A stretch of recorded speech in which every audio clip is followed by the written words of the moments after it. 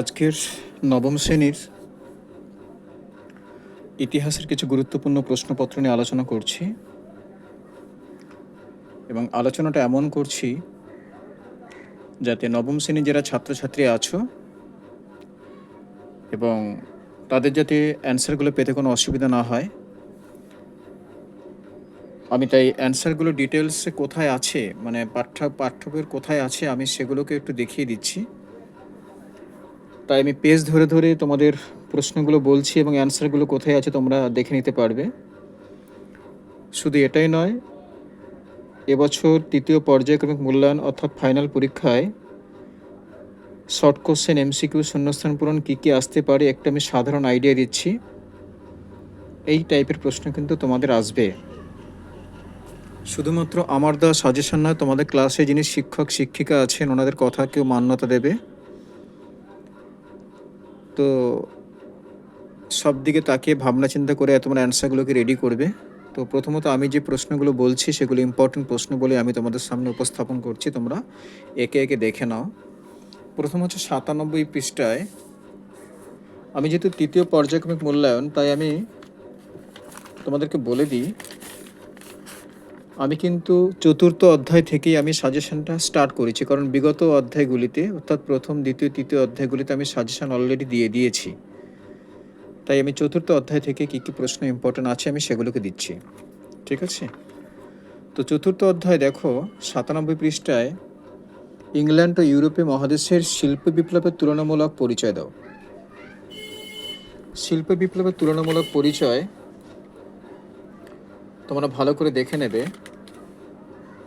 যে ইউরোপ এবং ইংল্যান্ডে যে শিল্প বিপ্লব ঘটেছিল এদের মধ্যে তুলনা, সেটা তোমরা ভালো করে একটু প্রিপারেশন নেবে।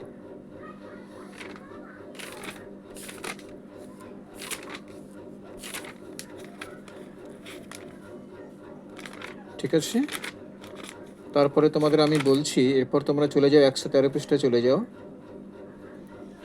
113 পৃষ্ঠায়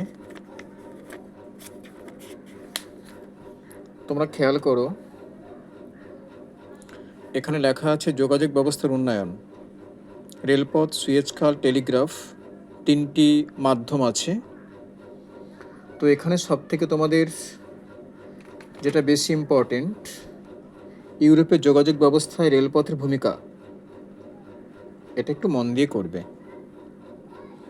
তার সাথে সাথে এখানে দেখো কিছু শর্ট কোশ্চেন আছে। ব্রিটেনের রেলপথের রাজা বলা হয় জর্জ হাডসনকে। এই যে সুয়েজ খালের যে ব্যাপারটা আছে, এই যে সুয়েজ খাল কবে তৈরি হয়েছিল, কবে কাজ শুরু হয়েছিল, এটাকেও তোমাকে ভালো করে করতে হবে। 114 পৃষ্ঠায় চলে যাও। 114 পৃষ্ঠায় আমি এখানে কিছু হাইলাইট করেছি, তোমরা খেয়াল করো। ইংল্যান্ডের প্রথম শিল্প বিপ্লব, হামফ্রে ডেভি নিরাপত্তা বাতি আবিষ্কারের সাল, ইংল্যান্ডে প্রথম রেলপথ, প্রথম ফ্যাক্টরি আইন, সুয়েজ খাল খনন শুরু, দাস ক্যাপিটালের প্রকাশ, সুয়েজ খাল যাতায়াত শুরু।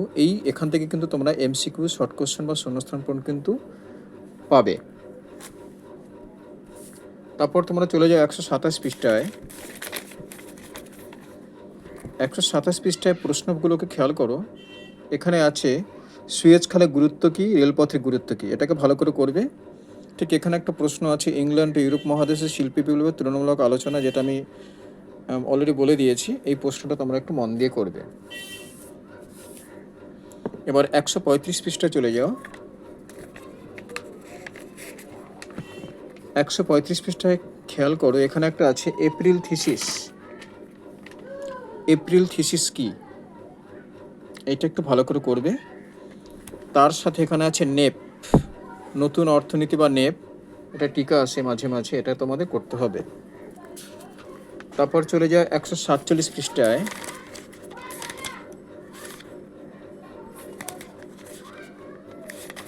147 পৃষ্ঠা খেয়াল করো, আর্থিক মন্দা কি, এটাও খুব গুরুত্বপূর্ণ প্রশ্ন। তারপরে 150 পৃষ্ঠায় চলো,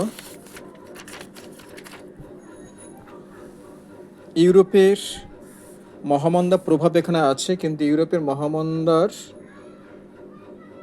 কারণটা তোমাদের জানতে হবে। কারণ এবং প্রভাব দুটোই কিন্তু ইম্পর্টেন্ট, দুটোই তোমরা ভালো করে দেখে যাবে। নোট ওয়াইজ ভালো করে তোমরা সাজেশন বই থেকে বা সহায়িকা থেকে এটাকে ভালো করে দেখে যাবে। তারপরে চলো 161 পৃষ্ঠা।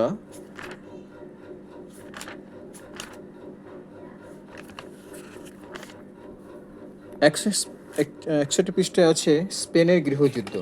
এটা লং কোশ্চেন, 8 মার্কের প্রশ্ন হয়। স্পেনের গৃহযুদ্ধের কারণ ও ফলাফল, এর গুরুত্ব কী? এটা 160 পৃষ্ঠায় আছে। স্পেনের গৃহযুদ্ধের কারণ ও ফলাফল, এর গুরুত্ব, এটাকে ভালো করে করতে হবে। এপাশে দেওয়া আছে অলরেডি স্পেনের গৃহযুদ্ধ ও ভারতের প্রগতিশীল চিন্তাভাবনা, এই জায়গাটা একটু ভালো করে দেখতে হবে। তারপরে আছে তোমাদের 163 পৃষ্ঠা।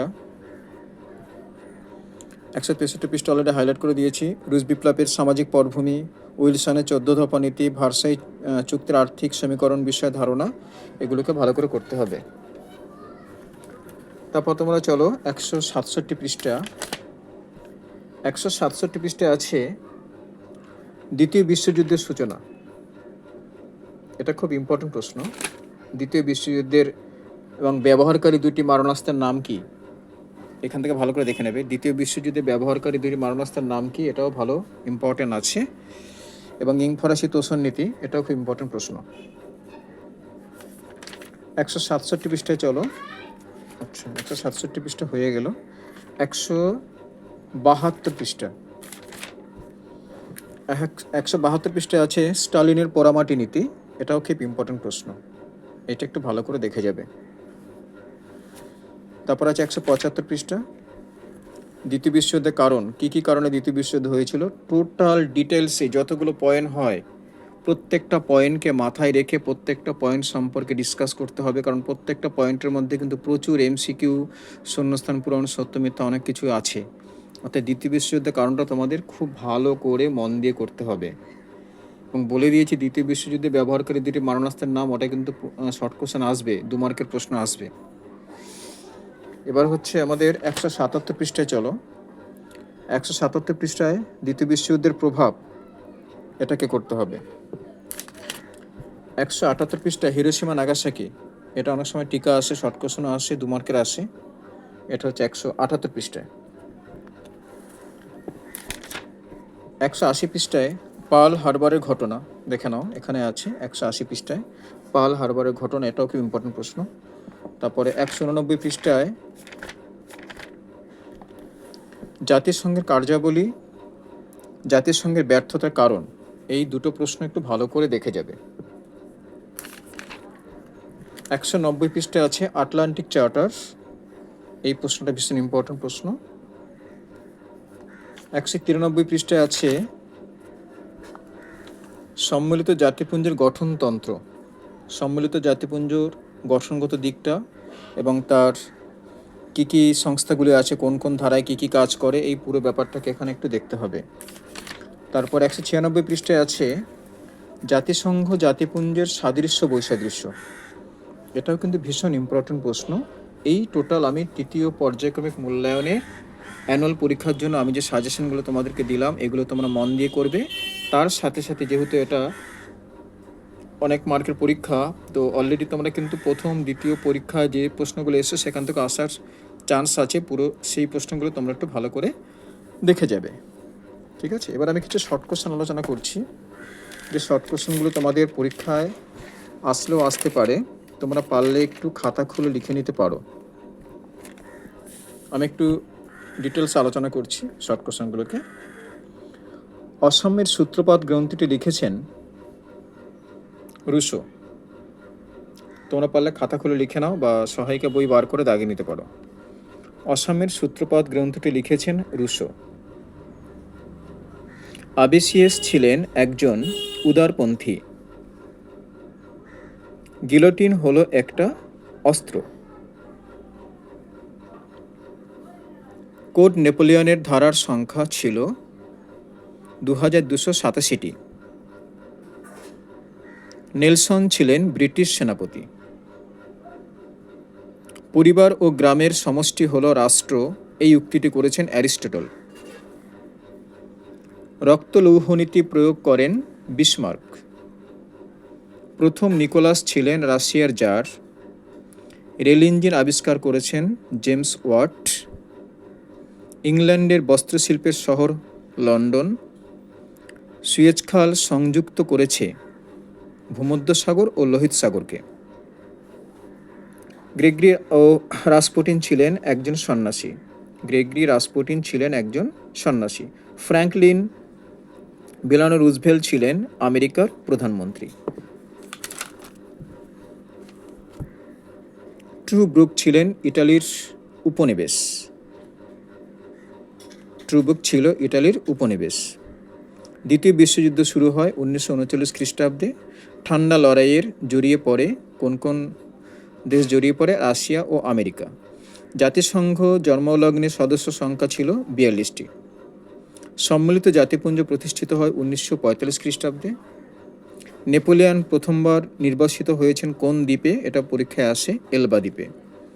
পার্ল হারবার ছিল একটা বন্দর। তোমরা কিন্তু ভিডিওটাকে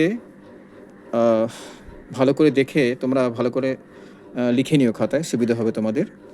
ফ্রান্স কী ধরনের কর ছিল?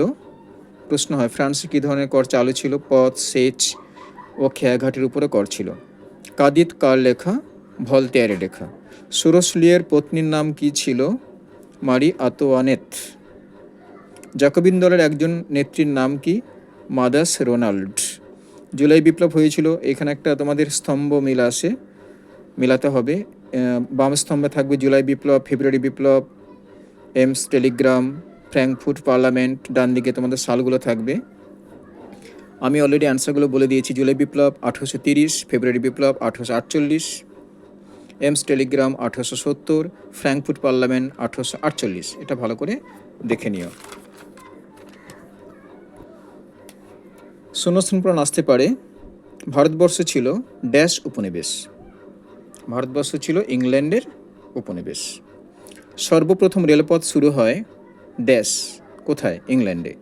জার্মান সম্রাট ড্যাশ শান্তিবাদী নীতি ত্যাগ করেছেন। জার্মান সম্রাট দ্বিতীয় কাইজার উইলিয়াম শান্তিবাদী নীতি ত্যাগ করে।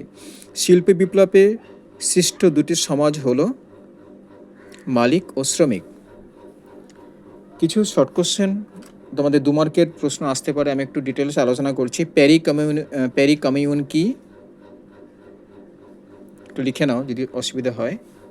নেপোলিয়ন দেওয়ানি কোডে কি উল্লেখ আছে? জাতীয়তাবাদ কাকে বলে? বিপ্লব পূর্ববর্তী ফরাসি সমাজের প্রথম সম্প্রদায় কারা ছিল? টলেস্টিয়ার সন্ধি কার কার মধ্যে স্বাক্ষরিত হয়? টলেন্টিয়ার সন্ধি কার কার মধ্যে স্বাক্ষরিত হয়? রাশিয়ার জার প্রথম নিকোলাসের মৃত্যুর পর কে সিংহাসনে বসে? ভারতকে কেন ব্রিটিশ সাম্রাজ্যের রত্ন বলা হয়? দ্বিতীয় বিশ্বযুদ্ধে ব্যবহারকারী দুটি মারণাস্ত্রের নাম লেখো।